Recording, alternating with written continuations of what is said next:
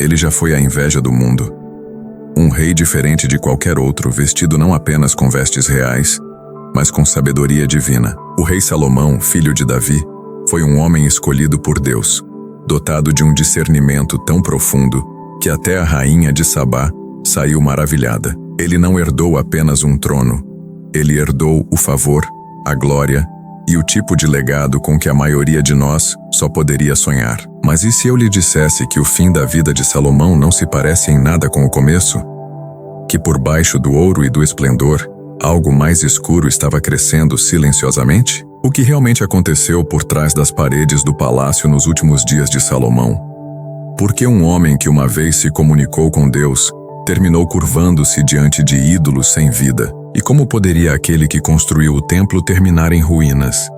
A ascensão de Salomão ao poder não foi uma mera sucessão dinástica, foi um desenvolvimento divino, uma nomeação direta do céu. Embora fosse o filho de Davi e Batseba, sua posição como herdeiro não se baseava apenas em sua linhagem, mas na promessa de Deus.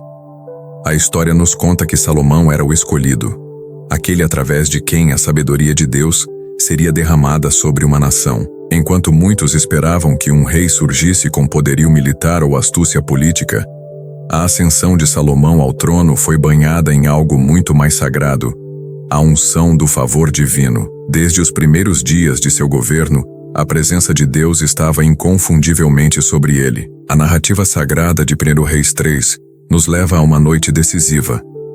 O sol se pôs sobre Gibeão, e sob o silêncio dos céus, o Senhor apareceu a Salomão em um sonho. Este não foi um sonho comum, foi um convite direto do Todo-Poderoso. Pede-me o que quiseres que eu te dê, Deus disse. Imagine isso por um momento. O Criador do universo, o doador de todas as coisas, se ofereceu para conceder o seu desejo mais profundo. O que você pediria? O que a sua alma anseia quando tudo é possível? Salomão poderia ter escolhido qualquer coisa. Riquezas imensas, a queda de seus inimigos, a imortalidade, a glória para si mesmo. Mas em um momento que ecoaria por toda a história, ele curvou o seu coração com humildade. Ele não pediu para si mesmo, mas para o seu povo. Dá, pois, ao teu servo um coração que discerne para julgar o teu povo, para que eu possa discernir entre o bem e o mal. Pois quem é capaz de governar este teu grande povo? Ele implorou em 1 Reis 3:9. Sua súplica não era por ganho pessoal, mas por sabedoria para os outros, por justiça para os injustiçados e por retidão para a nação. A Bíblia nos diz que Deus ficou tão satisfeito com sua petição altruísta que ele não só lhe deu a sabedoria que ele buscava, uma sabedoria tão vasta que superou a de todos os outros, mas também o cobriu com bênçãos que ele nem sequer havia pedido. Riqueza além da imaginação, honra que se estenderia por todas as fronteiras e a promessa de uma vida longa, desde que ele permanecesse fiel aos mandamentos de Deus. Esta era a base do reinado de Salomão, a obediência que precede a bênção. O seu começo não foi marcado pela arrogância ou por uma busca incansável por poder, mas pela humildade e por um desejo genuíno de servir. Ele reconheceu sua própria insuficiência para a tarefa que tinha pela frente e, em vez de confiar em sua própria força, ele buscou a doçura da sabedoria divina. Essa cena em Gibeão é um lembrete pungente de que a verdadeira grandeza não está em ter, mas em pedir o que realmente importa. Estava claro que a sabedoria de Salomão não era uma conquista humana, mas um presente de Deus. Mas por que este começo foi tão extraordinário? Poderia ser que a forma como uma vida começa muitas vezes contém pistas de como ela se destina a terminar? Será que Salomão estava sendo encarregado de algo não apenas real, mas sagrado? Será que o caminho que ele estava trilhando tinha sido preparado com graça e amor, e que em cada passo ele tinha a chance de permanecer na luz? A resposta é sim. Os primeiros dias do governo de Salomão brilham com a promessa e o potencial. Eles nos mostram o que é possível quando um coração humano está alinhado com o coração de Deus. E ainda assim, como veremos em capítulos futuros, mesmo os inícios mais brilhantes podem ser obscurecidos pelas escolhas que vêm depois. Como um homem, agraciado com tal percepção divina, poderia eventualmente caminhar por um caminho que o levaria para longe da própria fonte de sua sabedoria, o que nos leva à pergunta central. O que acontece quando a bênção se torna uma maldição? Quando a sabedoria, em vez de levar à humildade, alimenta o orgulho. A vida de Salomão é um espelho para todos nós. Ele nos mostra que a graça de Deus não é uma garantia contra o fracasso, mas uma oportunidade para a fidelidade. Ele nos lembra que a sabedoria sem obediência é como uma lâmpada sem óleo. A luz pode estar ali, mas ela não pode brilhar. Este primeiro capítulo nos convida a meditar sobre o que Salomão teve no início. Uma mente que buscava a justiça de Deus, um coração que se humilhava diante de sua presença e uma vida que era um vaso para a glória de Deus. Ele não era um rei feito por homens. Ele era um monarca ungido pelo céu. A sua história nos força a perguntar: o que ele perdeu? O que mudou? E o que podemos aprender com a sua queda para que não percamos o nosso próprio caminho? O mistério da descida de Salomão é o coração de sua história. Não se trata apenas de um rei que caiu, mas da trágica ironia de um homem que possuía tudo, e no final, pode ter perdido a única coisa que realmente importava: sua alma. Sua vida é um alerta atemporal de que a proximidade com Deus não é uma armadura, mas uma relação que deve ser alimentada e protegida. Salomão começou com o coração de um servo. Ele terminou como um escravo de seus próprios desejos. Mas a história de sua queda é, em última análise, a história de um aviso preservado para as gerações futuras, não para envergonhá-lo, mas para nos salvar. Será que a sabedoria que lhe foi dada foi, no final, o que o tornou mais vulnerável? Será que o sucesso que ele buscou para a glória de Deus se tornou o próprio ídolo que o separou dele? Estas são as perguntas que a jornada de Salomão nos força a enfrentar. E ao fazê-lo descobrimos não apenas a verdade sobre um rei antigo, mas a verdade sobre nós mesmos. Este é apenas o começo da história. Fique conosco até o fim, porque a lição aqui pode ser a tábua de salvação que a sua alma não sabia que precisava. A sabedoria que Deus havia derramado sobre Salomão em Gibeão não tardou a ser posta à prova. Apenas alguns dias após a sua eleição divina, a promessa de um coração que discerne foi testada por um caso que desafiaria qualquer juiz e que para sempre marcaria o início de seu lendário discernimento. Foi um cenário de desespero e engano, uma cena de tirar o fôlego que se desenrolou no coração do Palácio Real. Duas mulheres, ambas alegando ser a mãe da mesma criança viva, estavam diante do jovem rei, suas vozes desesperadas, seus corações rasgados pela tristeza e pelo anseio. Esta não era uma mera disputa legal, era um dilema que exigia uma percepção sobrenatural.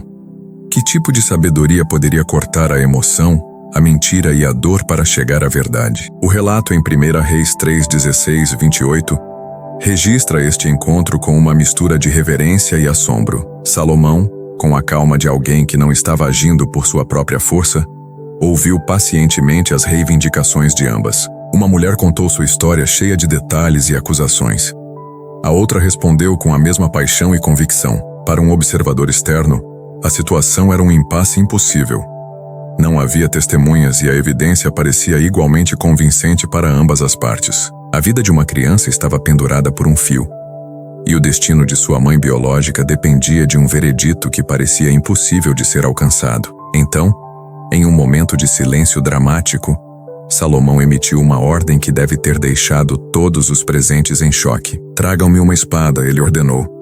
A sala deve ter ficado em silêncio de incredulidade. Que tipo de rei, ungido com a sabedoria de Deus, exigiria uma espada para resolver uma disputa sobre uma criança? A voz de Salomão, que antes era de calma, ecoou com uma clareza assustadora. "Dividam a criança viva em dois e deem metade a uma mulher e metade a outra." A intenção do rei, no entanto, nunca foi a violência.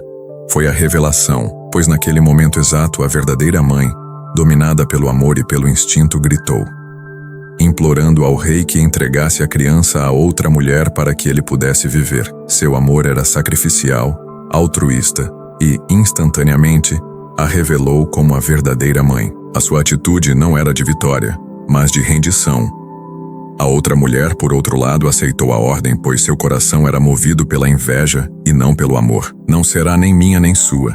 Dividam-no", ela exclamou, expondo a sua crueldade e a falta de conexão com a criança. O contraste era tão gritante quanto a luz e a escuridão. A verdadeira maternidade se manifestou não na reivindicação de posse, mas no sacrifício desinteressado. Este não foi um julgamento comum, foi uma estratégia divina. uma manifestação da sabedoria que somente Deus poderia conceder. O povo de Israel, que testemunhou a cena, ficou em um estado de admiração atordoada. Eles sussurravam entre si. Só Deus poderia conceder a um rei tamanha sabedoria. A partir daquele dia, a reputação de Salomão como um homem cheio do Espírito de Deus começou a se espalhar para muito além das fronteiras de Israel. A Escritura em 1 Reis 4, 29 e 30 afirma que Deus deu a Salomão uma sabedoria e uma visão muito grande e uma amplitude de compreensão tão incomensurável quanto a areia na praia. Sua sabedoria era maior do que a de todos os povos do Oriente e maior do que toda a sabedoria do Egito. Você consegue imaginar o tipo de mente que continha verdades mais profundas do que qualquer sábio ou filósofo de seu tempo? Ele não era apenas um juiz, mas também um poeta, um filósofo e um teólogo. Salomão escreveu 3.000 provérbios e compôs mais de 1.000 cânticos, como registrado em 1 Reis 4:32. Seus escritos revelaram verdades profundas sobre os mistérios da vida, explorando a criação, a liderança, a natureza humana e o temor a Deus. Estas não eram palavras vazias, mas ecos eternos de uma mente em sintonia com o divino. A sabedoria de Salomão, manifestada nesse julgamento, solidificou seu reinado. Ela não apenas trouxe ordem à nação, mas também trouxe uma revelação do caráter de Deus. Os povos vizinhos não apenas respeitavam o intelecto de Salomão, eles temiam o Deus que o havia ungido. Este evento, no entanto, foi o primeiro de uma série de testes que definiriam o seu reinado. O julgamento da criança foi o primeiro passo de uma jornada que o levaria a construir o templo mais glorioso, a acumular riquezas incalculáveis e a inspirar o mundo. Mas a questão que permanece é: poderia a sabedoria por si só sustentar uma alma? Ou ela exige algo mais? Este capítulo, portanto, não apenas narra um evento histórico, mas serve como um poderoso ponto de inflexão. Ele nos mostra o que é possível quando a humildade e a obediência se encontram com a graça de Deus. No entanto, é também o início de uma perigosa caminhada em direção ao sucesso e à glória. Como o homem mais sábio do mundo poderia ter se esquecido da fonte de sua sabedoria? O que o fez parar de ouvir a voz de Deus? A resposta a essas perguntas está na ironia de sua vida. A mesma sabedoria que o elevou foi, paradoxalmente, a que o colocou em risco, pois a sabedoria, sem um coração humilde e temente a Deus, pode rapidamente se tornar uma ferramenta para o orgulho. A história da vida de Salomão nos ensina que a sabedoria é uma dádiva, mas a obediência é uma escolha. O julgamento da criança é um lembrete vívido de sua escolha inicial, uma escolha que, por sua vez, levou a uma bênção incomensurável. Mas a história não termina aqui. O que acontece quando a sabedoria se torna uma posse, e não um dom que é continuamente buscado? Como o coração de um rei, tão sintonizado com Deus, pôde se desviar? Continuaremos a investigar essas questões à medida que adentrarmos nos próximos capítulos de sua ascensão, e em última análise, em sua queda. A fama de Salomão, desencadeada pelo julgamento do bebê, se espalhou como um incêndio. Rapidamente, ele não era mais visto apenas como um jovem rei que herdara um trono, mas como um sábio incomparável, um homem que pensava, falava e governava com a própria voz da divindade. A Escritura em 1 Reis 4, 29 e 30 atesta a vastidão de sua mente. Deus deu a Salomão sabedoria e um entendimento muito grande, e uma amplitude de compreensão tão incomensurável quanto a areia na praia. A sabedoria de Salomão era maior do que a de todos os povos do Oriente, e maior do que toda a sabedoria do Egito. Os povos do Oriente eram conhecidos por seus mestres em sabedoria e seus enigmas profundos. No entanto, a mente de Salomão, um rei de um pequeno reino em ascensão, superava a de todos eles. Ele não era apenas um juiz, mas um poeta, filósofo e teólogo. Seu conhecimento não se limitava a resolver disputas ou gerir reinos. Ele abrangia a totalidade da criação de Deus. O alcance de sua sabedoria é impressionante. Salomão escreveu 3.000 provérbios e compôs mais de 1.000 cânticos, conforme registrado em 1 Reis 4, 32. Essas obras não eram meros passatempos de um monarca. Elas eram reflexões profundas sobre a vida, a morte, a natureza humana e a reverência a Deus. Quando lemos os Provérbios de Salomão hoje, somos instantaneamente transportados para o seu mundo de percepções. Frases como "o temor do Senhor é o princípio da sabedoria" ou "a resposta branda desvia o furor" não são apenas máximas, são ecos eternos de uma mente em sintonia com o divino. Ele explorou os mistérios da criação falando das árvores desde o cedro que está no Líbano até o isopo que nasce na parede, e descreveu a vida de animais, pássaros, répteis e peixes com uma clareza e um entendimento que só poderiam vir de uma fonte sobrenatural. Imagine o que significava ser o rei Salomão. Sua corte não era apenas um centro de poder político, mas um farol de conhecimento. Sábios de todos os cantos do mundo antigo teriam viajado a Jerusalém para ouvir suas palavras, para tentar captar uma faísca de sua genialidade. Ele não era apenas um governante. Ele era um professor da humanidade, um canal através do qual a verdade de Deus fluía para o mundo. O seu nome se tornou sinônimo de sabedoria, e sua reputação cruzou reinos e continentes. Essa plenitude de sabedoria, no entanto, continha uma ironia sutil e perigosa.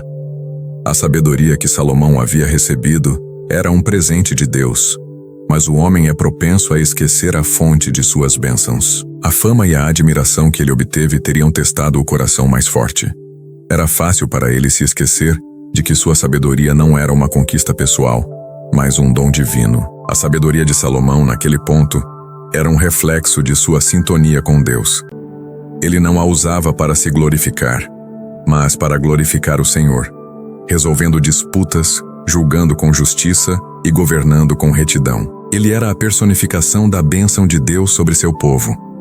Os provérbios que ele escreveu são um testemunho de um homem que sabia que toda a verdadeira sabedoria vem do alto. Eles são um mapa para a vida, cheio de verdades que resistiram ao tempo e que continuam a nos guiar hoje. No entanto, a jornada de Salomão nos lembra que a sabedoria não é uma vacina contra o pecado. A posse de um vasto conhecimento sobre a verdade de Deus não garante que uma pessoa vá viver de acordo com essa verdade.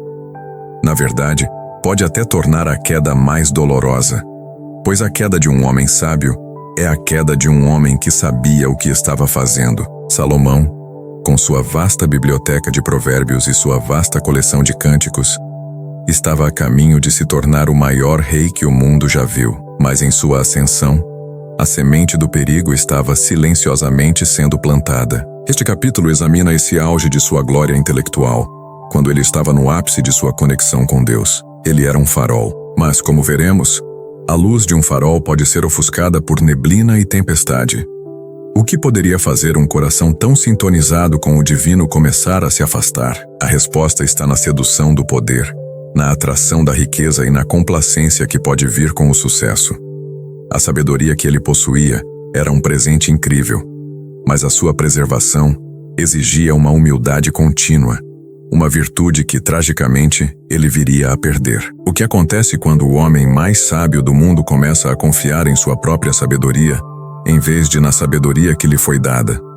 O que acontece quando ele começa a escrever regras para os outros, mas não as aplica a si mesmo? Essas são as questões que a história de Salomão nos convida a explorar, e ao fazê-lo, descobrimos que a plenitude da sabedoria é uma bênção maravilhosa, mas que, sem um coração totalmente devotado, ela pode se tornar a própria ferramenta de sua ruína. A história de Salomão é um espelho para todos nós, pois ela nos mostra que não importa quão grande seja o nosso conhecimento, a nossa queda pode ser ainda maior se deixarmos o nosso coração se afastar do temor do Senhor. A reputação de Salomão não se limitava aos limites de Israel. Como as ondas de um lago que se espalham de um único ponto, a fama de sua sabedoria e glória viajou através de desertos e mares, cruzando reinos e continentes.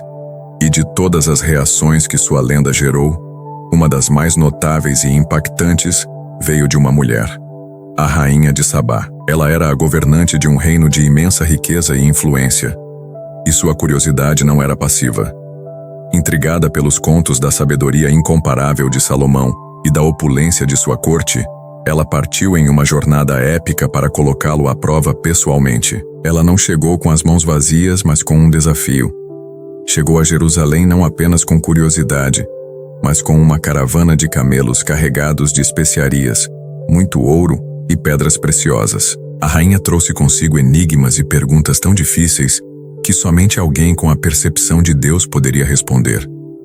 O que havia em Salomão que atraía a realeza de tão longe? Era apenas seu intelecto? Ou era a presença inegável de Deus que o rodeava? Quando a rainha de Sabá finalmente ficou diante de Salomão, a cena deve ter sido de tirar o fôlego. O homem cuja lenda havia se espalhado por desertos e reinos, agora estava bem à sua frente. Suas palavras, registradas em 1 Reis 10, 6, 7, carregam o espanto de alguém que esperava grandeza, mas descobriu a glória. É verdadeira a notícia que ouvi no meu país sobre os teus feitos e a tua sabedoria. Mas eu não acreditei no que me foi dito até vir e ver com os meus próprios olhos. Na verdade, não me contaram nem a metade. A tua sabedoria e a tua riqueza ultrapassam de longe os relatos que ouvi. Que tipo de presença, que tipo de unção divina poderia deixar a realeza sem palavras? Este momento não foi apenas uma vitória pessoal para Salomão. Foi uma revelação de quão profundamente o favor de Deus havia repousado sobre ele, e por extensão, sobre todo o Israel. Governantes estrangeiros não estavam apenas se maravilhando com a mente de Salomão. Eles estavam testemunhando a realidade de uma nação escolhida e abençoada pelo Altíssimo. A honra e a prosperidade da corte de Salomão apontavam para além do próprio homem, para o pacto que Deus havia feito com seu povo. A rainha não se curvou apenas ao rei. Ela se curvou diante da prova viva do poder de Deus. Essa visita, embora fosse um auge do reinado de Salomão, também prenunciou um perigo sutil e crescente. O deslumbramento da rainha de Sabá era uma tentação para o ego. Era fácil para Salomão se acostumar com a adulação e começar a ver sua sabedoria e riqueza como um sinal de seu próprio mérito, em vez de um reflexo da graça de Deus. A atenção do mundo se tornou um palco, e o foco aos poucos começou a se afastar do doador e se concentrar no dom. A riqueza que ele acumulou, os palácios que ele construiu, o trono em que ele se sentou, tudo isso era prova de que a bênção de Deus estava sobre ele. Mas o que acontece quando as bênçãos se tornam fardos? Ou quando a sabedoria já não é mais seguida pela obediência? A visita da rainha de Sabá, portanto, serve como um poderoso ponto de transição. Marca o momento em que a glória de Salomão se tornou mundial, mas também quando o perigo da soberba começou a se infiltrar. A honra que ele recebeu de nações estrangeiras foi uma bênção, mas as alianças que se seguiram se tornariam uma maldição. Ele estava no auge de seu poder, no ápice de sua fama e em um momento crucial de sua jornada espiritual. A lição aqui é profunda. O sucesso e a admiração do mundo, embora pareçam uma validação do nosso caminho, podem ser as ferramentas mais eficazes do inimigo para nos desviar. Eles nos encorajam a confiar em nossas próprias capacidades, a nos deleitarmos em nossa própria glória e a nos esquecermos da fonte de todas as coisas boas. A rainha de Sabá viu a glória de Deus em Salomão, mas ele mesmo estava a ponto de começar a ver apenas a sua própria glória. Esta visita é um eco da promessa de Deus a Salomão em Gibeão. Ele seria honrado, mas a sua obediência era condicional. A medida de sua grandeza seria revelada não apenas em sua capacidade de julgar, mas em sua capacidade de permanecer humilde e de nunca se afastar do Senhor. A rainha de Sabá se foi, e com ela a admiração de todo o seu reino. O mundo estava assistindo, mas o verdadeiro teste estava prestes a começar. Não do lado de fora, mas dentro do palácio, e mais importante, dentro do coração do próprio rei. Entre todas as suas realizações, a sabedoria que espantava as nações, os provérbios que ecoavam a verdade eterna e a riqueza que superava todos os reis, houve uma missão que se destacou como a mais sagrada. Era um projeto que havia sido o anseio mais profundo do coração de seu pai, Davi, mas que Deus reservara para Salomão, e apenas para ele. Essa missão era a construção do templo em Jerusalém. Descrito em detalhes reverentes em 1 Reis 6, o templo não era uma estrutura comum. Era uma maravilha arquitetônica, concebida não apenas com a mais fina habilidade humana, mas também sob a inspiração direta do céu. Salomão reuniu os melhores artesãos de Israel e de nações vizinhas, trabalhando com o rei Hirão de Tiro, para importar cedros do Líbano e mármore de pedreiras distantes. O templo se tornou um testemunho do compromisso de Salomão com a glória de Deus, um ato de obediência que selou a bênção que ele havia recebido em Gibeão. Cada detalhe era uma obra-prima de beleza e significado. As paredes de seus salões eram revestidas de cedro importado, e cada superfície era esculpida com figuras de querubins, palmeiras e flores. O templo era coberto com ouro puro, tornando cada superfície um reflexo cintilante da luz de Deus. Prata e bronze adornavam os espaços sagrados, desde o grande altar de bronze até as imensas colunas de bronze, Jaquim e Boaz, que guardavam a entrada. A construção levou 7 anos inteiros para ser concluída, um número que ecoava a perfeição divina. Mas o que realmente tornou o templo glorioso não foi seu esplendor. Foi a presença que ele abrigaria. Este deveria ser o lar terreno do Deus de Israel, o lugar onde o céu tocaria a terra. Quando a última pedra foi assentada e o último vaso de ouro foi colocado em seu lugar, Salomão convocou toda a nação para dedicar este lugar santo. Naquele dia sagrado, enquanto a Arca da Aliança era levada para o lugar santíssimo, algo miraculoso e inconfundível aconteceu. O que ocorreu em 1 Reis 8, 10, 11 é a prova inegável de que Deus havia honrado a obediência e o trabalho de Salomão. A nuvem encheu o templo do Senhor, e os sacerdotes não podiam continuar a ministrar por causa da nuvem, pois a glória do Senhor encheu o templo. O que deve ter sido sentir-se de pé sob aquela nuvem, sabendo que a presença de Deus havia entrado na casa construída por mãos humanas. O ar deve ter tremido com o peso da santidade, e o silêncio deve ter sido mais poderoso do que qualquer melodia. Aquele era o auge, o ponto mais alto da vida de Salomão. Ele tinha a sabedoria que o mundo inteiro invejava, a riqueza que parecia inesgotável, e agora, a glória de Deus que habitava em sua criação. Em seguida, Salomão elevou a sua voz em uma oração que ressoaria através do tempo. Suas palavras encontradas em 1 Reis 8, 22, 53 não eram as de um governante falando aos seus súditos. Eram os clamores sinceros de um servo diante de seu rei. Ele louvou a grandeza incomparável de Deus e implorou a ele para que ouvisse sempre as orações de seu povo, quer fossem oferecidas em triunfo ou em tristeza. Com humildade e fé, Salomão declarou em 1 Reis 8, 23, Ó Senhor, Deus de Israel, não há Deus como tu, nem em cima nos céus, nem embaixo na terra, tu que guardas a tua aliança de amor com os teus servos, que continuam de todo o coração no teu caminho. Este foi o ponto mais elevado de Salomão. Não em riqueza, não em influência, mas em submissão espiritual. Ele havia entendido a lição crucial. A verdadeira medida da grandeza de uma pessoa não é o que ela constrói com as mãos, mas o que ela eleva a Deus em oração. Ele tinha tudo, e ele ofereceu tudo de volta ao seu Criador. Aquele momento, com a nuvem da glória de Deus enchendo o templo, representava o ápice de sua jornada.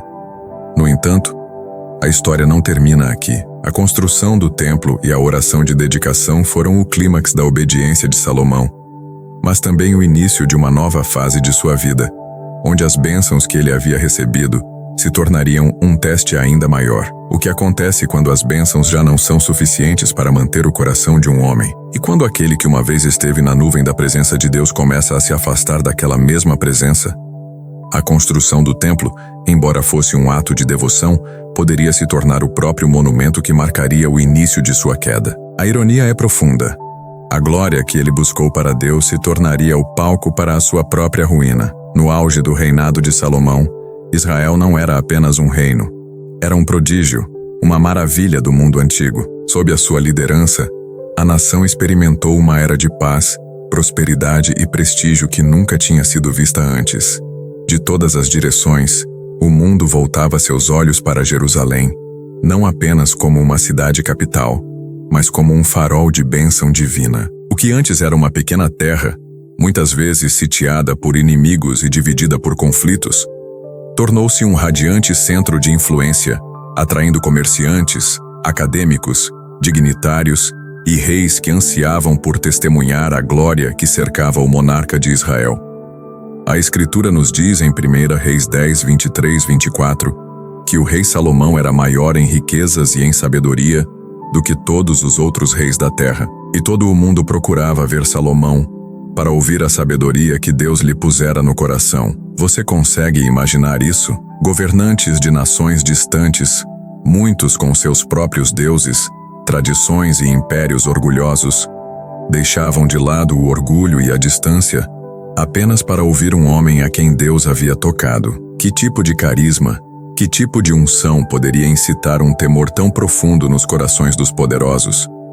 A resposta não estava no próprio Salomão, mas na presença do Senhor que o cercava. A sua glória era um testemunho vivo do pacto que Deus tinha feito com o seu povo. A sua riqueza era lendária, nada menos que isso. Salomão detinha o domínio sobre as principais rotas comerciais que ligavam as poderosas civilizações do Egito e da Mesopotâmia, concedendo-lhe o controle sobre o coração econômico do mundo antigo. Suas frotas se estendiam por todos os mares, navegando até Ofir e voltando, uma vez a cada 3 anos, com uma carga exótica que incluía ouro, prata, marfim, macacos e pavões, como detalhado em 1 Reis 10:22. Não eram apenas tesouros. Eram sinais de uma influência que alcançava culturas e continentes. O nome de Salomão era pronunciado com reverência nas cortes reais para muito além das fronteiras de Israel. Em 1 Reis 10:14, nos é dado um número impressionante. 666 talentos de ouro fluíam para o seu tesouro a cada ano. Isso é mais de 25 toneladas de ouro anualmente, sem incluir as receitas de comerciantes e aliados. Que aparência teria essa riqueza acumulada em um único lugar? E então havia seu trono, uma obra-prima de arte e simbolismo. De acordo com 1 Reis 10:18-20, ele era esculpido em marfim e revestido com o mais puro ouro. 6 degraus levavam ao assento, cada um guardado por leões majestosos, um total de 12, que serviam como sentinelas de força e autoridade. Nenhum outro trono em qualquer outro reino poderia rivalizar com ele. Era mais do que uma peça de mobília. Era uma declaração visual de que o reinado de Salomão estava acima de todos os outros. Mas a extravagância não parava nas câmaras reais. Em 1 Reis 10:21, nos é dito que todos os cálices do rei Salomão eram de ouro, e todos os artigos da casa do bosque do Líbano eram de ouro puro. Nada era feito de prata, porque a prata era considerada de pouco valor nos dias de Salomão. Imagine viver em uma época em que a prata, tão preciosa na maioria dos reinos, era considerada comum demais para a mesa do rei. A vasta escala da abundância fazia a vida cotidiana no palácio brilhar como um sonho, mas por trás de toda essa beleza e brilho, uma questão não dita começava a agitar a alma. Poderia tanto luxo cegar até mesmo o mais sábio dos homens? Com cada tesouro adquirido, cada aliança formada e cada estrutura adornada em ouro, algo sutil começou a mudar. A glória, que antes era uma prova da bênção de Deus, começou a se tornar um reflexo do crescente orgulho de Salomão. Era tentador acreditar que o sucesso ilimitado era sempre um sinal de favor divino. Mas e se, escondidas sob as taças de ouro e os tronos guardados por leões, rachaduras já tivessem começado a se formar? E se a própria abundância destinada a honrar a Deus lentamente começou a afastar o coração do rei? Salomão estava no topo do mundo. Mas o que acontece quando as alturas se tornam tão vertiginosas que alguém se esquece do chão sob seus pés? O que acontece quando a bênção se torna uma armadilha? Ele se tornou tão rico que a prata perdeu o seu valor. Mas o que ele não percebeu é que a sua alma, pouco a pouco, estava perdendo o seu valor diante do Senhor. A ascensão foi gloriosa, mas a queda, como veremos, seria igualmente espetacular e infinitamente mais trágica. A história de Salomão nos adverte sobre o perigo de aceitar a admiração do mundo como uma substituição para a aprovação de Deus. Ele havia construído um reino de ouro, mas estava prestes a descobrir que um reino de ouro sem um coração de ouro era apenas vaidade, uma perseguição ao vento. Com a inimaginável riqueza e a admiração mundial, veio algo muito mais perigoso. A tentação. Não era o tipo de tentação passageira que se dissolve em um momento, mas o tipo que se instala lentamente, disfarçada de poder, diplomacia e desejo desenfreado. À medida que a influência de Salomão se expandia, o mesmo acontecia com seus laços com as nações vizinhas. E essas conexões, embora estrategicamente políticas, eram espiritualmente custosas. O livro de 1 Reis 11:1-2 revela uma verdade desanimadora. Ora, o rei Salomão amou muitas mulheres estrangeiras, além da filha de Faraó, moabitas, amonitas, edomitas, sidônias e etéias. Das nações de que o Senhor dissera aos filhos de Israel: não vos chegueis a elas, nem elas a vós, porque certamente vos perverterão o coração para seguirdes os seus deuses. E no entanto, Salomão, o homem que uma vez fora o mais sábio da terra, optou por ignorar o próprio Deus que lhe havia concedido tal sabedoria. Por que um homem tão abençoado, tão iluminado, flertaria voluntariamente com as mesmas fronteiras que Deus havia traçado? Estas não eram meras relações românticas ou tratados inofensivos. O texto sagrado é claro.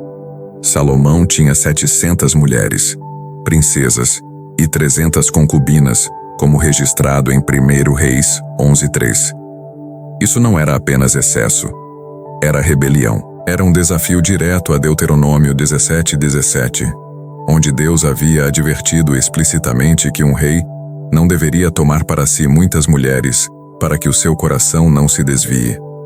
No entanto, Salomão fez exatamente o que Deus havia dito para não fazer. As consequências não vieram de uma vez, mas gradualmente, como sombras rastejando despercebidas. Com o tempo, essas mulheres, imersas nos costumes e na adoração de suas divindades estrangeiras, começaram a desviar o coração de Salomão. Lenta, sutilmente, o rei que uma vez construiu um templo para o Senhor, começou a construir altares para ídolos. 1 Reis 11:4 descreve o ponto de virada de partir o coração. Tendo Salomão já envelhecido, suas mulheres lhe perverteram o coração para seguir a outros deuses. E o seu coração não era perfeito para com o Senhor seu Deus, como o coração de Davi, seu pai. Ou foi tão gradual que ele não mais sentiu o peso da glória que uma vez encheu o templo que ele havia dedicado. O brilho de sua sabedoria parecia obscurecido, não por uma falta de conhecimento, mas pela perda da pureza de seu coração. A lealdade que ele devia ao Deus de Israel se fragmentou em lealdades divididas, uma para cada uma de suas centenas de esposas. O que havia começado como uma busca por aliança política e paz se transformou em uma fonte de perdição espiritual. E então vieram os altares e os lugares altos. A adoração não estava mais confinada ao templo em Jerusalém. Salomão permitiu e até mesmo comissionou locais sagrados em colinas e montanhas para deuses que não eram o Deus de Israel. Em 1 Reis 11:5, aprendemos que ele construiu santuários para Astarote, a deusa da fertilidade dos sidônios, cuja adoração incluía rituais sensuais que profanavam a santidade de Yahvé. Ele honrou Quemos, o deus abominável dos moabitas, e Moloque dos amonitas, deuses cujos seguidores praticavam o sacrifício de crianças, uma abominação para o Senhor. Salomão não simplesmente permitiu que esses deuses entrassem na terra. Ele lhes deu espaço em seu reino e, ao fazer isso, em seu próprio coração. Esses não foram atos de hospitalidade, mas de traição. E Deus havia deixado sua vontade clara há muito tempo. Em Deuteronômio 12:2-3, o Senhor comandou aos israelitas: destruireis por completo todos os lugares altos, sobre os altos montes e sobre os outeiros, e debaixo de toda árvore frondosa, onde as nações que haveis de possuir serviram os seus deuses, e derrubareis os seus altares, e quebrareis as suas colunas sagradas. No entanto, Salomão, em vez de derrubá-los, erigiu novos. Isso não era ignorância. Era uma desobediência deliberada. Como poderia ser que o mesmo homem que uma vez se ajoelhou diante da Arca da Aliança, elevando uma oração tão pura e reverente, agora se ajoelharia diante de ídolos esculpidos por mãos humanas? Aqui jaz a trágica ironia. A mesma sabedoria que Salomão havia pedido para discernir entre o bem e o mal foi obscurecida não pela falta de conhecimento, mas pelas lealdades divididas de seu coração. A sabedoria sem obediência se torna uma maldição. A influência sem integridade se torna idolatria. A queda de Salomão não foi repentina. Foi a lenta erosão da reverência, a silenciosa decadência da devoção. Ele havia construído um reino de ouro, mas estava prestes a descobrir que o metal precioso não podia comprar o favor de Deus. Em sua história, somos confrontados com uma amarga verdade. Mesmo o mais sábio pode cair quando cessa de temer ao Senhor. Mesmo o mais favorecido pode vagar quando seus afetos estão divididos. E mesmo o reinado mais glorioso pode desmoronar quando o coração se esquece da fonte de seu trono. A sombra da tentação não se esgueirou para dentro do palácio de Salomão. Ele a convidou. E por um tempo, pode ter parecido que a vida continuaria como de costume, que a bênção de Deus era incondicional, que a sua vasta sabedoria o protegeria das consequências. Mas a história nos mostra que não importa quão divina seja a bênção, ela não pode proteger um coração que se afasta daquele que a concedeu. As rachaduras que começaram a se formar sob a superfície dourada de seu reinado se aprofundariam até se tornarem abismos. Salomão, o homem que uma vez foi o farol de Deus para o mundo, estava se tornando um aviso silencioso. Sua vida, que começou com a pureza e a paixão de um servo, estava terminando com as cicatrizes de um coração dividido. As mulheres que ele amou o levaram a adorar deuses que exigiam sacrifícios, e a consequência final seria uma tragédia para todo o seu povo. Mas esta não é a conclusão de sua história. O que faria Deus em resposta a tal traição? E haveria ainda esperança para o rei mais sábio que havia esquecido a fonte de sua sabedoria? A queda de Salomão não foi um tropeço repentino ou um erro isolado de julgamento. Foi a lenta e imperceptível erosão da devoção, um processo de desmoronamento que se desenrolou sob a fachada de esplendor e sucesso. O que era um deslizamento sutil nas encostas da tentação, tornou-se, sem que ele percebesse, um abismo de traição. A trágica beleza de sua história reside no contraste assustador entre o que ele foi e o que se tornou. A mesma sabedoria que ele humildemente pediu a Deus, a capacidade de discernir entre o bem e o mal, agora estava obscurecida pela neblina espessa do compromisso moral. O que antes era luz em sua alma, foi diminuído pelo cintilar sedutor da idolatria. Essa não foi uma queda dramática, mas o desvendar silencioso de um coração dividido, puxado em muitas direções por afetos sobre os quais Deus havia advertido há muito tempo. Desde os dias de Moisés, o mandamento do Senhor havia sido claro. A miscigenação com nações estrangeiras seria espiritualmente fatal. Deuteronômio 7:3-4 emite um aviso severo: não te casarás com eles, não darás a tua filha a seu filho, nem tomarás a sua filha para teu filho, pois perverterão o teu filho de seguir-me, para que sirva a outros deuses. Essas não eram apenas diretrizes para a preservação cultural ou para a manutenção de uma identidade nacional. Eram salvaguardas divinas destinadas a proteger o coração da destruição espiritual. Deus sabia que, ao permitir a entrada de esposas estrangeiras e seus deuses, o coração do rei inevitavelmente se fragmentaria. E, no entanto, Salomão, o homem que uma vez se ajoelhou com reverência diante da Arca da Aliança, cruzou essas linhas com uma indiferença calculada. Apesar da clareza da palavra de Deus, ele permitiu que seu coração fosse puxado e emaranhado pelos deuses de terras estrangeiras. As mulheres que ele amou o levaram em direções que o afastavam cada vez mais do Senhor. E a questão se impõe com uma força avassaladora: qual é o custo quando o amor humano é permitido para anular a obediência divina? Ele priorizou a paz política e o prazer pessoal acima do pacto sagrado que havia feito com o Deus de Israel.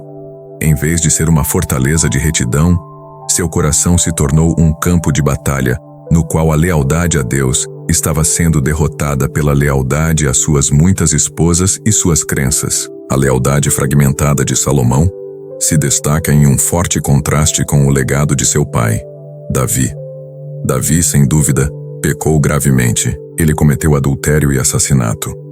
Mas seu coração sempre retornou a Deus em arrependimento. Ele se humilhou, chorou e adorou com sinceridade.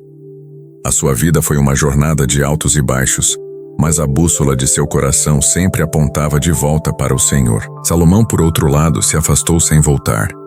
Ele continuou a construir altares para ídolos. Ele continuou a oferecer adoração em lugares altos que Deus havia proibido.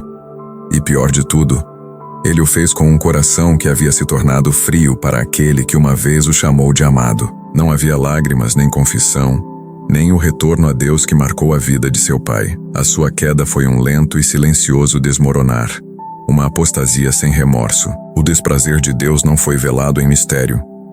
Ele havia se tornado conhecido claramente 2 vezes. Uma vez em Gibeão, onde ele prometeu bênção em troca de obediência, e novamente em Jerusalém, onde ele apareceu a Salomão no templo que ele havia construído. Quantas pessoas em toda a história foram visitadas pela voz e pela presença de Deus? Não uma, mas 2 vezes. E ainda assim Salomão se afastou. O que isso diz sobre o coração humano? Que nem mesmo encontros diretos com Deus são suficientes para prevenir a rebelião. O pecado é uma força corrosiva que, se permitida, pode cegar a alma para a mais evidente das verdades. O conhecimento de Deus não é um substituto para a obediência. Em 1 Reis 9, 6, 7, Deus havia falado com uma precisão arrepiante. Mas, se vos desviardes de mim, vós e vossos filhos, e não guardardes os meus mandamentos e os meus estatutos, que vos tenho ordenado, e fordes e servirdes a outros deuses, e os adorardes, então eu cortarei a Israel da face da terra que lhes dei, e a casa que consagrei ao meu nome, a lançarei da minha presença. Essas não eram ameaças vazias, eram verdades divinas faladas em misericórdia e em justiça. Salomão havia sido avisado, ele havia sido amado, ele havia sido escolhido, e ainda assim, ele escolheu o contrário. O resultado é registrado em 1 Reis 11, 9 e 10. Pelo que o Senhor se indignou contra Salomão, porque se desviara o seu coração do Senhor Deus de Israel, que lhe havia aparecido 2 vezes, e lhe havia ordenado acerca disso, que não seguisse a outros deuses.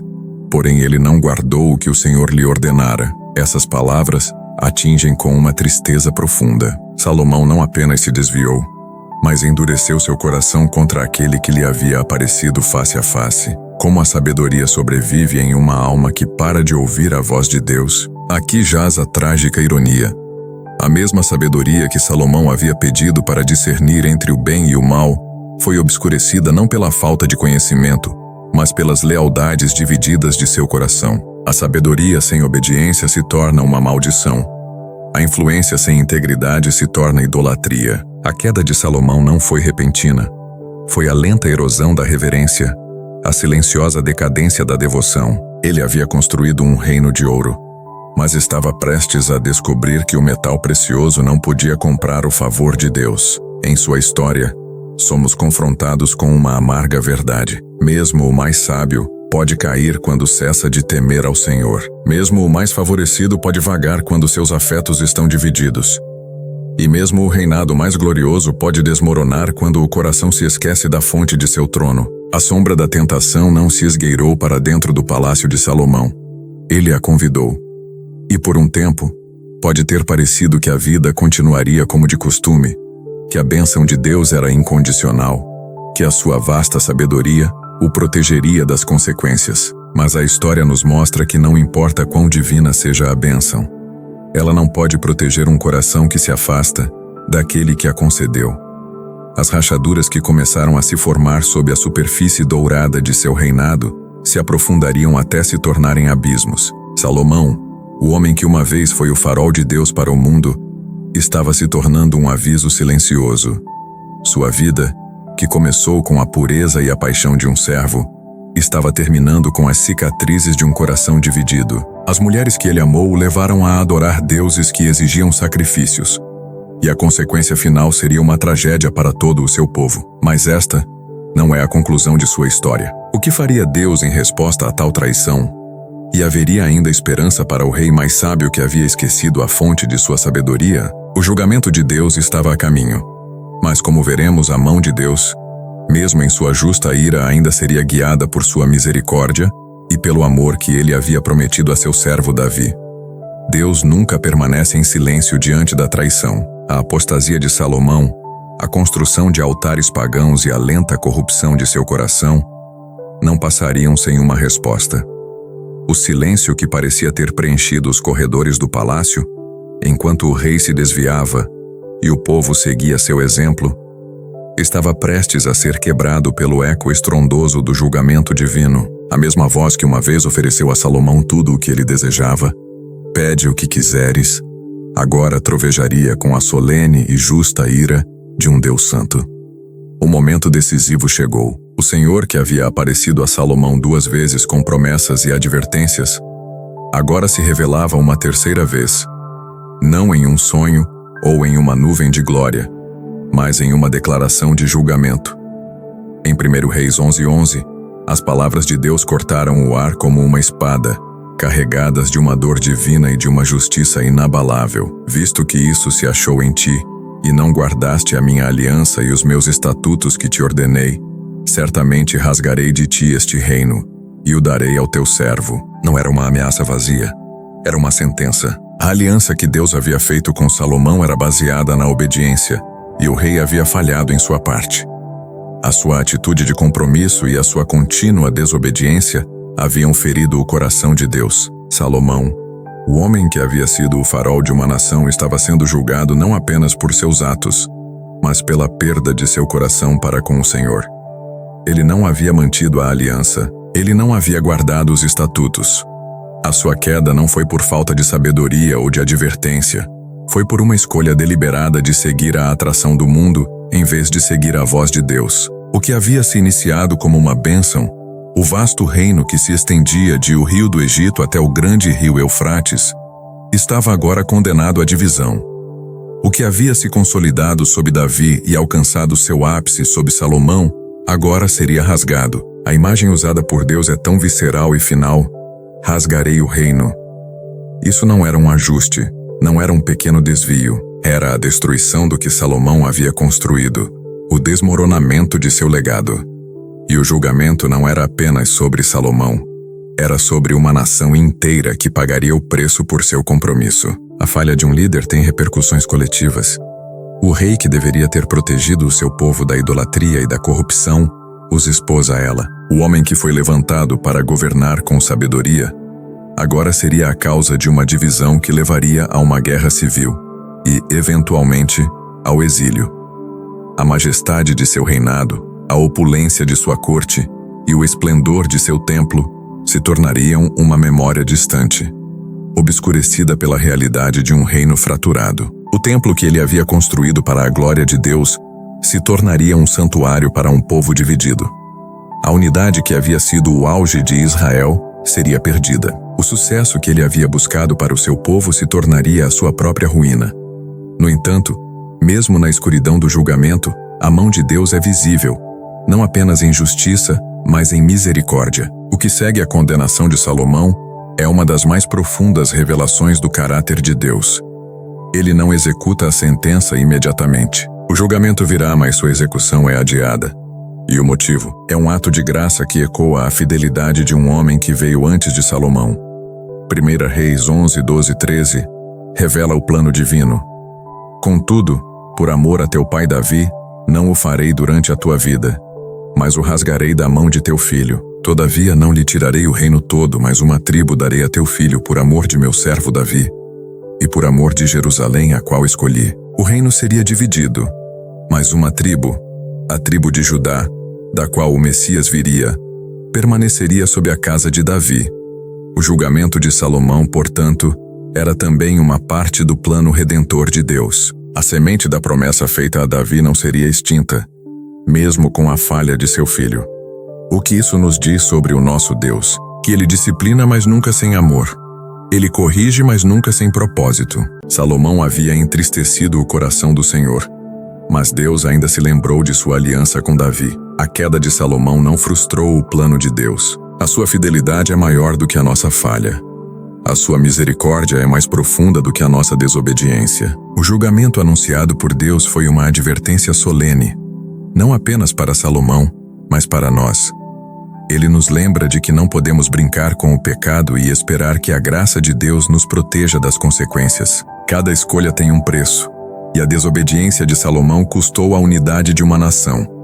Mas mesmo em meio à sua tragédia, a história nos aponta para uma verdade ainda maior. Deus ainda estava no controle. Ele estava preparando novos capítulos, levantando novos líderes e preservando uma linhagem que um dia levaria a um rei maior, Jesus, o verdadeiro filho de Davi. O reinado de ouro de Salomão estava em seus últimos dias, e o que vinha a seguir seria um testemunho de que a glória sem obediência leva ao colapso. O julgamento de Deus era uma resposta à traição de um rei, mas também uma prova de que a sua aliança é eterna e que a sua misericórdia é a única coisa que pode nos sustentar em meio às nossas falhas. A voz de Deus havia trovejado por meio da palavra do profeta, e a sentença era clara e definitiva. O reino de Salomão seria rasgado, e sua glória desmoronaria, mas mesmo na escuridão do julgamento anunciado, a mão de Deus é visível, não apenas em justiça, mas em misericórdia. A história da condenação de Salomão não termina com a sua queda, mas revela uma das mais profundas e comoventes revelações do caráter de Deus. Ele não executa a sentença imediatamente. O julgamento virá, mas sua execução é adiada. E o motivo? É um ato de graça que ecoa a fidelidade de um homem que veio antes de Salomão, Davi, seu pai. O que se segue à condenação de Salomão é uma parte crucial da narrativa, que sublinha a natureza inabalável da aliança de Deus. Em 1 Reis 11, 12 e 13, o Senhor revela o plano divino a Salomão. Contudo, por amor a teu pai Davi, não o farei durante a tua vida, mas o rasgarei da mão de teu filho. Todavia, não lhe tirarei o reino todo, mas uma tribo darei a teu filho por amor de meu servo Davi e por amor de Jerusalém, a qual escolhi. O reino seria dividido, mas uma tribo, a tribo de Judá, da qual o Messias viria, permaneceria sob a casa de Davi. Por que essa dualidade? Porque o compromisso de Deus com sua promessa a Davi era mais forte do que a falha de Salomão.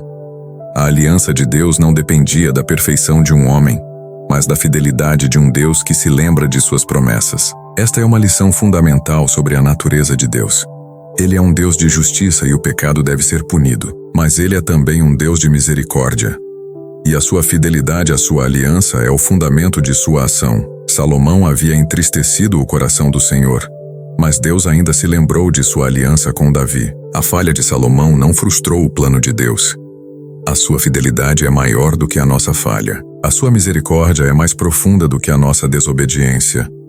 O julgamento de Salomão, portanto, era também uma parte do plano redentor de Deus. A semente da promessa feita a Davi não seria extinta, mesmo com a falha de seu filho.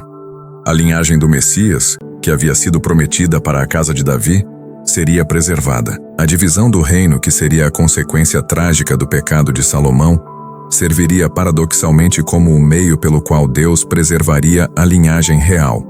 O que parecia uma derrota para o reino de Israel era, na verdade, uma reafirmação da soberania de Deus sobre a história. O que isso nos diz sobre o nosso Deus?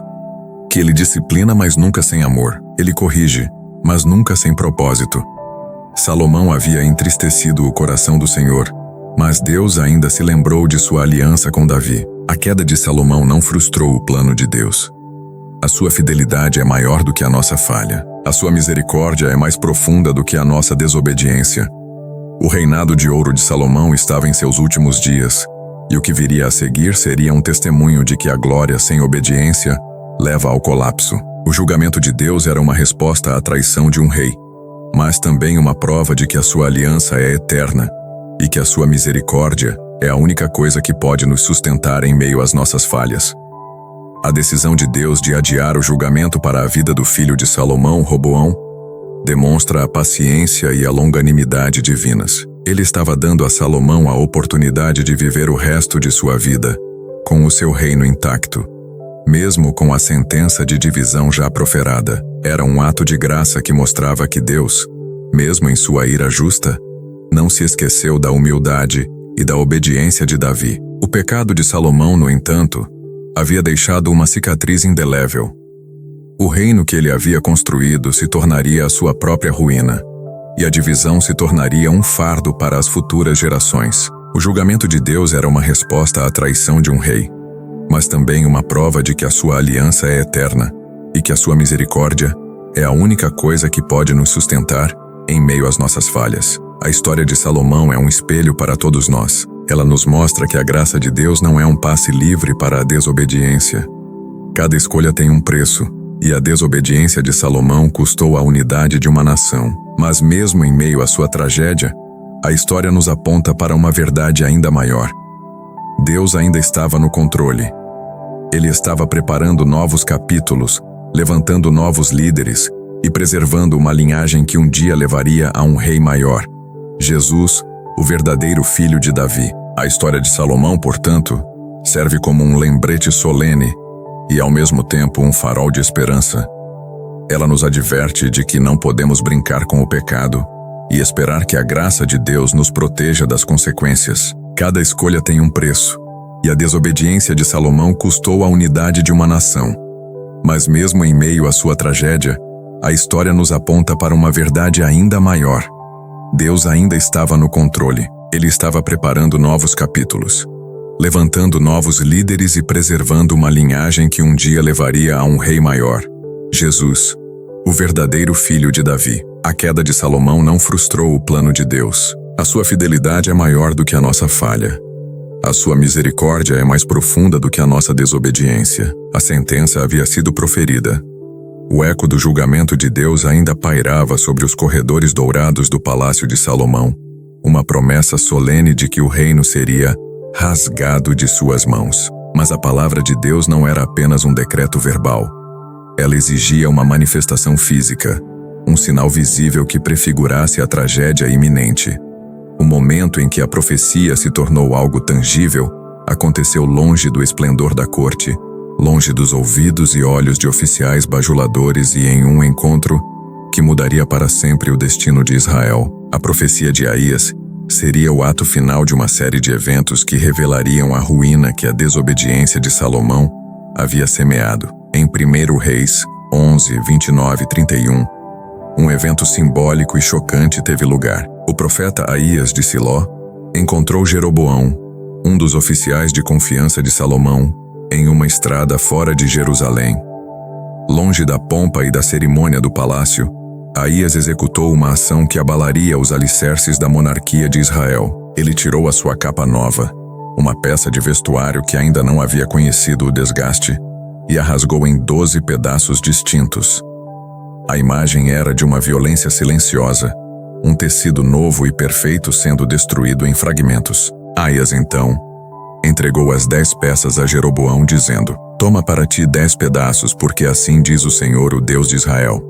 Vou rasgar o reino das mãos de Salomão e te darei 10 tribos." A unidade que havia levado décadas para ser construída sob o reinado de Davi e glorificada sob o reinado de Salomão, estava agora destinada a se fragmentar. Este manto, dividido em 12 partes, espelhava a realidade que viria. Um reino dividido, 10 tribos que se separariam para seguir Jeroboão, um homem escolhido não pela linhagem real, mas pelo propósito soberano de Deus. E apenas uma tribo, a de Judá, permaneceria sob a casa de Davi, uma brasa bruxuleante preservada por causa da aliança feita com Davi e por causa da cidade de Jerusalém, escolhida para ser o lugar do templo. A ironia dessa profecia é profunda. O rei mais sábio da terra, que havia construído a casa de Deus, foi o responsável por permitir que o seu próprio reino se tornasse um campo de batalha para a idolatria. As alianças que ele havia forjado, os casamentos que ele havia feito em nome da paz e da estabilidade, tornaram-se as próprias ferramentas de sua ruína. A sabedoria humana de Salomão, que buscava evitar o conflito por meio do compromisso, mostrou-se uma falha catastrófica. A glória material que ele havia acumulado para Israel era, no final das contas, uma miragem, pois não podia proteger o reino da ira justa de Deus. O homem que havia se ajoelhado em oração humilde, agora colhia o fruto de sua rebelião. Este capítulo nos força a confrontar uma verdade dolorosa. A grandeza sem a obediência leva inevitavelmente ao colapso. O legado, por mais deslumbrante que seja, não tem valor sem a lealdade ao Senhor. A divisão que a profecia de Aías prenunciava era uma consequência direta do coração dividido de Salomão. Ele não podia servir a 2 senhores, e ao tentar, ele perdeu a ambos. A sua falha, portanto, não foi apenas um pecado pessoal. Foi um pecado público que levou uma nação inteira para um caminho de sofrimento e de exílio. Mas a história não termina na tragédia. Mesmo na ruína do que poderia ter sido, a mão de Deus ainda estava escrevendo a história. Ele estava preparando novos capítulos, levantando novos líderes e preservando uma linhagem que um dia levaria a um rei maior, Jesus, o verdadeiro filho de Davi. A profecia de Aías, embora fosse uma mensagem de julgamento, também era uma prova da fidelidade inabalável de Deus à sua promessa a Davi. Ele não permitiria que o pecado de um homem frustrasse o seu plano redentor. O reinado de Salomão, que começou com tanta promessa e potencial, estava terminando em uma profecia de divisão e de dor. A sua vida, que deveria ser um testemunho da bênção de Deus, se tornou um aviso solene para todas as gerações futuras. O manto rasgado de Aías é uma imagem que deve nos assombrar. Um lembrete de que o compromisso com o pecado pode rasgar não apenas o nosso próprio coração, mas também a vida de todos os que nos cercam. Que tipo de legado estamos construindo? Estamos construindo com sabedoria? Ou estamos deixando o nosso coração se desviar, rasgando o nosso destino em pedaços? A história de Salomão nos adverte sobre a sutil atração da acomodação. Ela nos lembra que não podemos esperar que as bênçãos de Deus nos protejam da nossa própria desobediência. Ele perdeu a sua glória, a sua honra e a sua unidade nacional, porque ele havia perdido a coisa mais importante de todas, a sua lealdade a Deus. Que possamos aprender com a sua queda, para que a nossa história não seja uma repetição da sua. Que possamos, em vez disso, nos lembrar de que a grandeza não está naquilo que construímos para nós mesmos, mas na fidelidade de nosso coração para com o Senhor. Nos anos crepusculares de sua vida, o homem que havia sido o ápice da sabedoria, da riqueza e do prestígio da terra, o rei Salomão, sentou-se em silêncio dentro dos corredores de seu vasto palácio. As paredes ao seu redor cintilavam com ouro, as tapeçarias eram da mais fina seda, e os móveis de marfim eram obras de arte inigualáveis. O mundo ainda o considerava o epítome do sucesso, o homem que havia construído o templo de Deus e o que governou com uma mente mais afiada do que a de qualquer outro rei. No entanto, por trás de toda essa opulência, havia uma quietude assustadora. As memórias de sua glória sussurravam mais de aviso do que de triunfo. O homem que antes ouvia a voz de Deus, agora ouvia apenas o eco de um vazio crescente em sua própria alma. Foi nessa fase final, quando o brilho do seu reinado se desvanecia, que Salomão pegou a pena mais uma vez. Mas seus escritos desta vez não eram provérbios para os príncipes ou canções para os sábios. Eles eram os lamentos amargos e dolorosos de um homem que havia vivido a vida em sua plenitude, mas que se encontrou na outra margem da existência, com um sentimento de completo e total vazio. Essas palavras, que ressoam através da história com uma força de partir o coração, são encontradas no livro de Eclesiastes, e em seus versículos de abertura, o peso de seu remorso se torna inevitável. Sem sentido, ele clama em Eclesiastes 1:2. Sem sentido, absolutamente sem sentido. Tudo é sem sentido. Salomão havia se tornado o maior exemplo de que o sucesso material e a sabedoria humana são, no final das contas, vaidade e uma perseguição ao vento.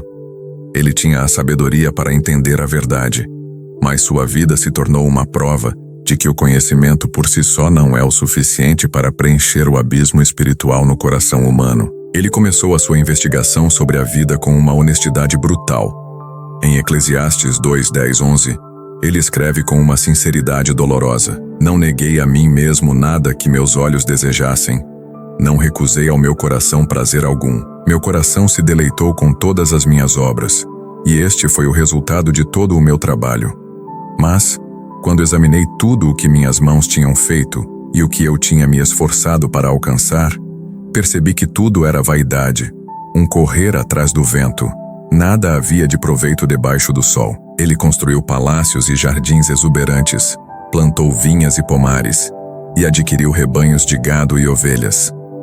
Ele encheu os seus palácios com os melhores cantores e dançarinas, e se cercou de concubinas. Ele buscou a alegria, o prazer e o entretenimento, mas descobriu que a satisfação que eles proporcionavam era apenas momentânea. Eles deixaram a sua alma vazia, um eco oco de um prazer que não durou. As suas tentativas de encontrar a satisfação na alegria eram como uma gargalhada de tolo, sem substância nem significado.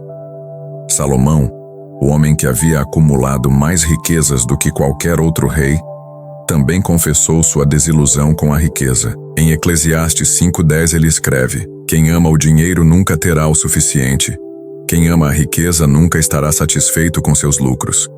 Isso também é vaidade. Ele tinha mais ouro do que qualquer um poderia imaginar, mas descobriu que não importava o quanto ele acumulasse. A sua alma nunca se sentia completa. A riqueza, em vez de trazer paz, trazia preocupação, ansiedade e um desejo insaciável por mais. O homem que havia tornado a prata de pouco valor em Jerusalém, agora lamentava que o ouro não podia comprar a satisfação. A ironia mais profunda, no entanto, é a sua conclusão sobre a sabedoria.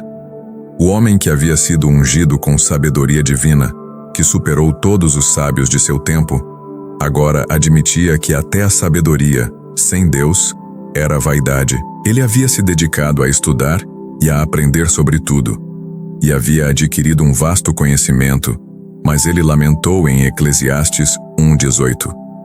Porque na muita sabedoria há muito pesar, e quem aumenta o conhecimento, aumenta o sofrimento. Ele descobriu que a sabedoria, por si só, não podia responder às perguntas mais profundas da vida, nem podia protegê-lo de sua própria tolice. Ele havia conhecido a verdade sobre a vida, mas a sua vida havia se desviado dela, e o abismo entre o que ele sabia e o que ele viveu se tornou a fonte de seu maior tormento. O eco do vazio que Salomão sentiu não era apenas o resultado de uma vida de busca por prazer e riqueza. Era o resultado de um coração que havia se desviado de seu primeiro amor. Ele havia perdido a sua conexão com o Deus que lhe havia dado tudo. A sua sabedoria se tornou uma ferramenta para construir um reino para si mesmo, e não para Deus. Os seus tesouros se tornaram os ídolos que o seduziram, e o vazio que ele sentiu era a consequência inevitável de tentar preencher um abismo espiritual com coisas materiais. A sua vida era uma confissão de que o sucesso sem Deus não leva à plenitude, mas ao completo e assustador vazio. Em suas reflexões finais, Salomão não se desculpou nem se defendeu. Ele simplesmente abriu a sua alma, expondo o seu fracasso para que as gerações futuras pudessem aprender com ele. Ele confessou o custo de seu compromisso e a ilusão de suas buscas. Ele viu claramente que a única coisa que realmente importava era a sua relação com o Senhor. A sua vida foi uma prova de que a única coisa que pode preencher o vazio é o Deus que nos criou. O seu lamento, portanto, se tornou uma lição para todos nós. Um aviso de que não podemos esperar que as bênçãos de Deus nos protejam da nossa própria desobediência. Que o nosso sucesso não é um substituto para a nossa santidade. A história de Salomão é um espelho para a alma. O que estamos buscando? O que estamos construindo? Onde estamos encontrando o nosso significado? O eco do vazio que ele sentiu é um eco que ainda ressoa em nossos corações hoje. Ele nos adverte de que não podemos encontrar a verdadeira satisfação fora de Deus. A sua história nos força a confrontar uma verdade dolorosa. Mesmo o mais sábio pode cair quando cessa de temer ao Senhor. Mesmo o mais favorecido pode vagar quando seus afetos estão divididos. E mesmo o reinado mais glorioso pode desmoronar quando o coração se esquece da fonte de seu trono. Se a história de Salomão fosse apenas um conto de glória e poder, ela seria uma tragédia previsível e sem redenção. Mas em seus anos finais, o homem que havia desmoronado espiritualmente fez um último e profundo gesto de sabedoria. Ele confessou a sua falha. Este capítulo se concentra na confissão final de Salomão, uma verdade forjada não na prosperidade, mas nas cinzas de seu fracasso pessoal. Suas reflexões não são um lamento passivo, mas uma revelação brutalmente honesta, destinada a servir de guia para todos nós. Ele não se desculpou, nem se defendeu. Ele simplesmente abriu a sua alma, expondo a sua jornada para que as gerações futuras pudessem aprender com os seus erros. Em meio ao eco do vazio que o consumia, Salomão pegou a pena não para escrever sobre sua grandeza, mas sobre o que ele havia perdido. Ele havia visto claramente o custo de seu compromisso e a ilusão de suas buscas. Ele havia percorrido o caminho da opulência, do prazer e da sabedoria humana, apenas para descobrir que eles não levavam à plenitude.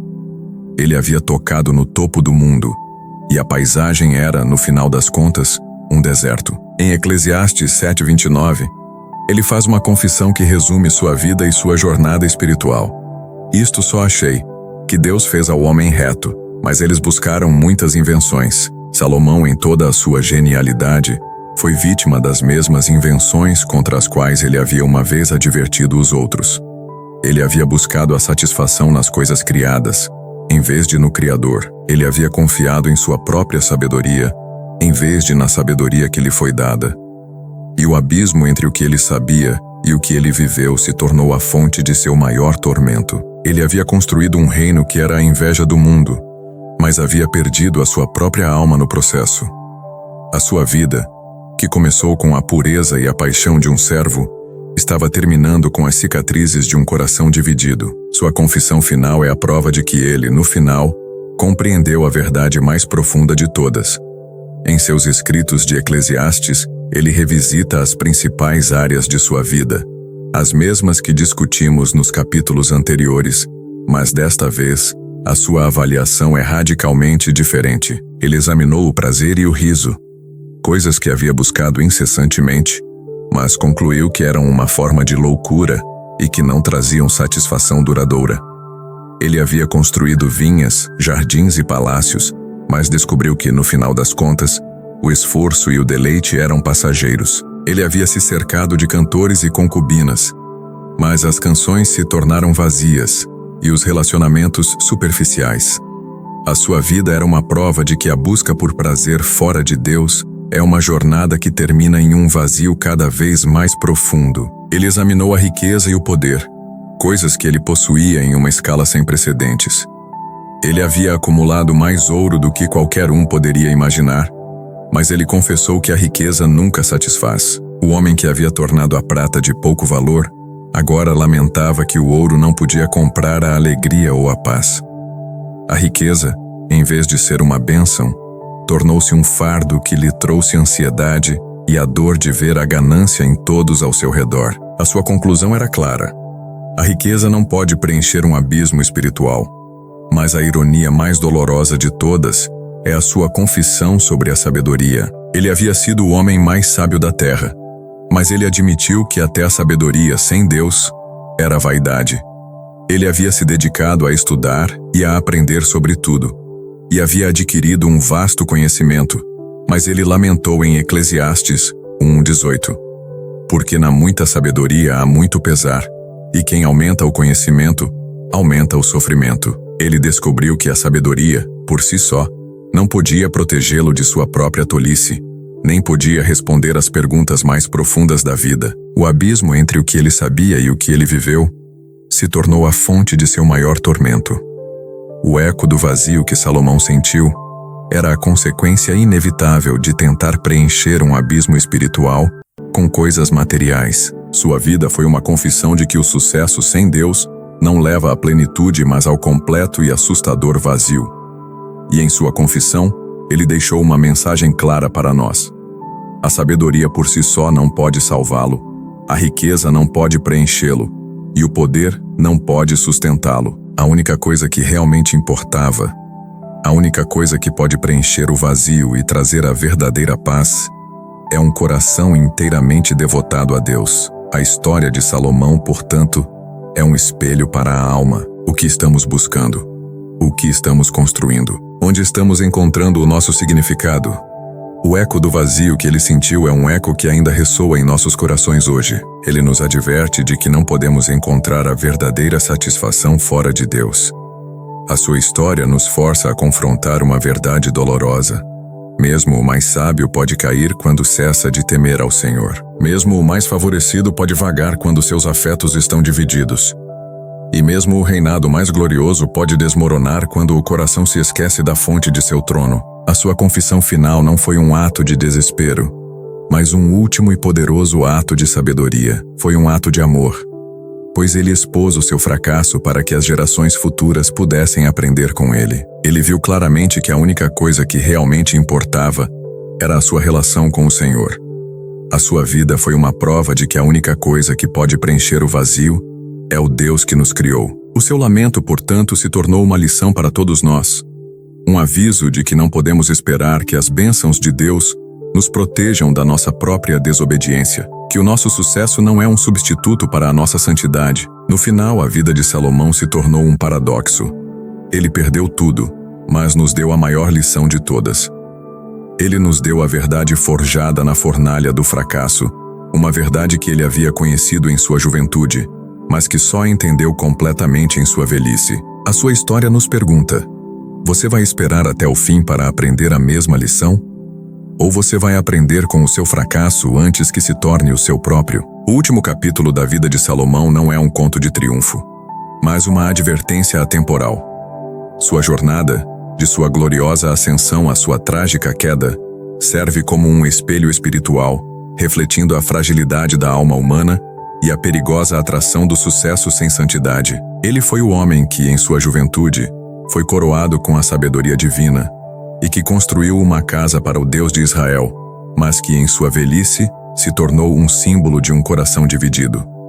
Ele teve tudo, e no final, foi confrontado com a verdade de que havia perdido a única coisa que realmente importava: sua conexão com o Criador. Salomão, o homem que uma vez havia sido a inveja do mundo, passou seus últimos dias não em glória, mas em profunda reflexão. Os muros dourados de seu palácio, que antes refletiam sua riqueza, agora pareciam apenas ecoar o vazio em sua alma. A sua sabedoria, a mesma que o elevou a alturas sem precedentes, agora o forçava a confrontar as consequências de suas próprias escolhas.